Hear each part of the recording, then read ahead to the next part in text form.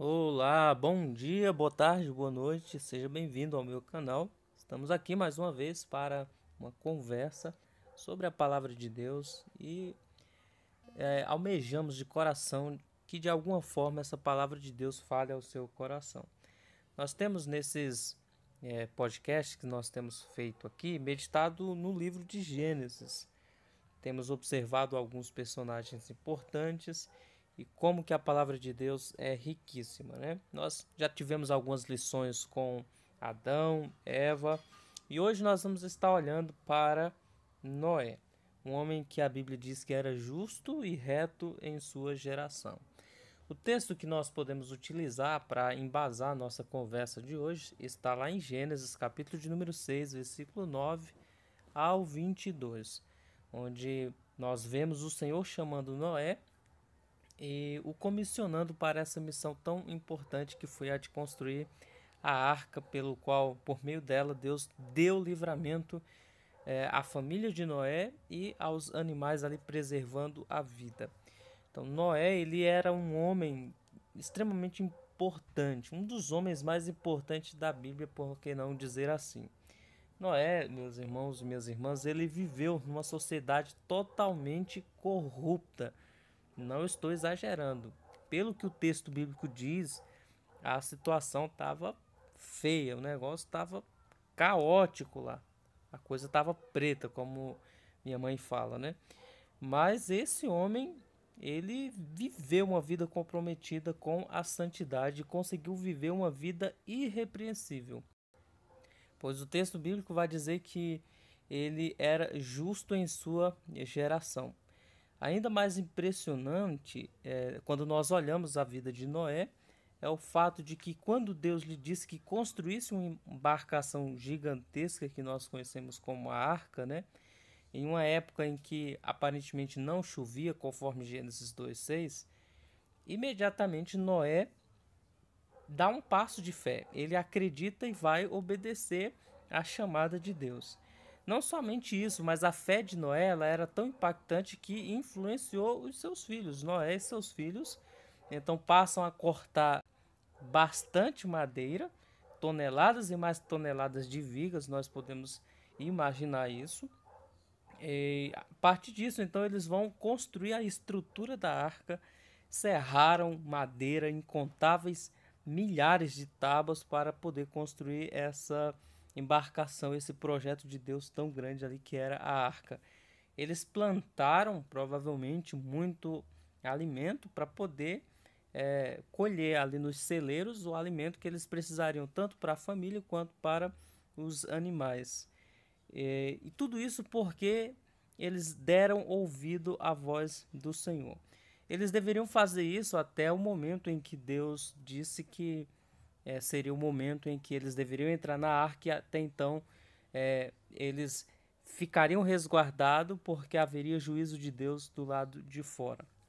Durante todo esse tempo, nós podemos imaginar que eles devem ter sido ridicularizados por seus vizinhos, que ouviram da história, provavelmente, e zombaram das loucas predições de Noé sobre a água prestes a cair do céu e destruí-los. Afinal de contas, se de fato ainda não tivesse ouvido chuva sobre a terra, seria algo inédito.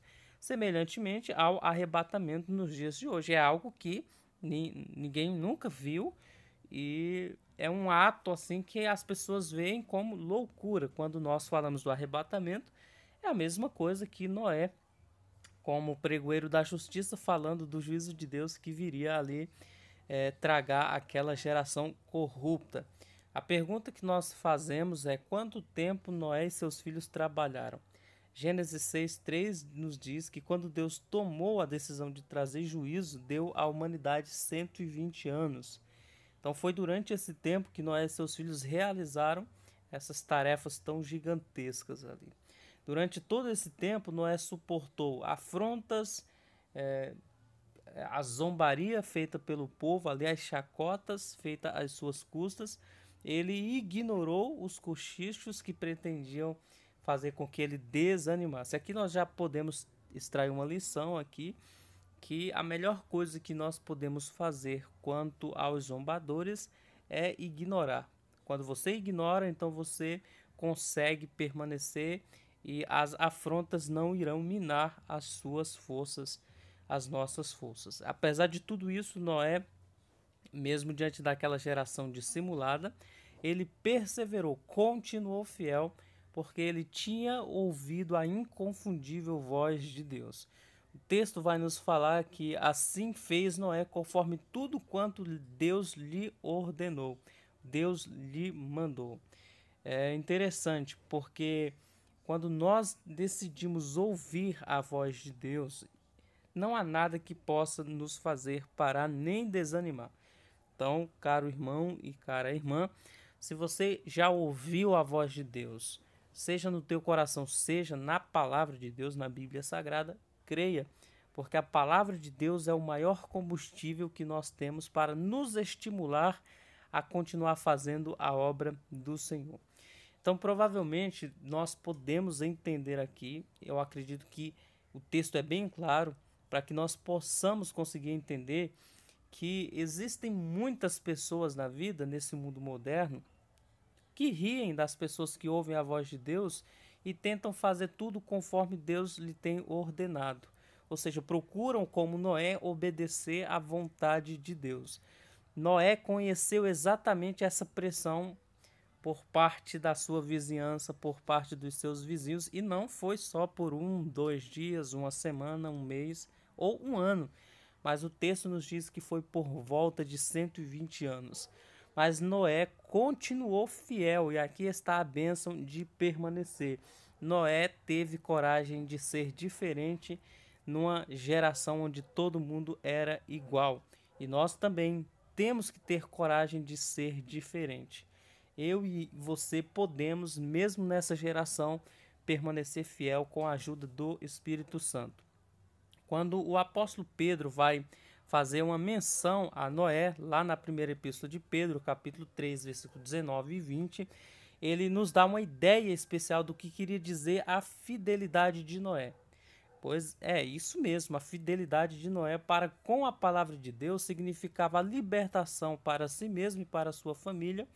Mas o apóstolo Pedro vai dizer que Noé, ele sugere ali no texto que pela ação do Espírito Santo, o próprio Cristo falou por meio de Noé nas longas décadas que a longanimidade de Deus esperava, ou seja, a paciência de Deus esperava até que Noé terminasse de construir a arca para que Deus entrasse com juízo. Nesse período de tempo em que Noé está construindo a arca, é o período de oportunidade que Deus está dando para que homens corruptos, para que pessoas ímpias se arrependam dos seus pecados e pudessem então alcançar a salvação.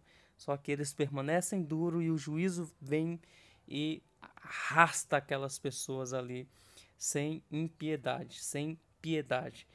Perdão. Muito bem. Então, quando nós podemos observar aí quão importante é a nossa fidelidade.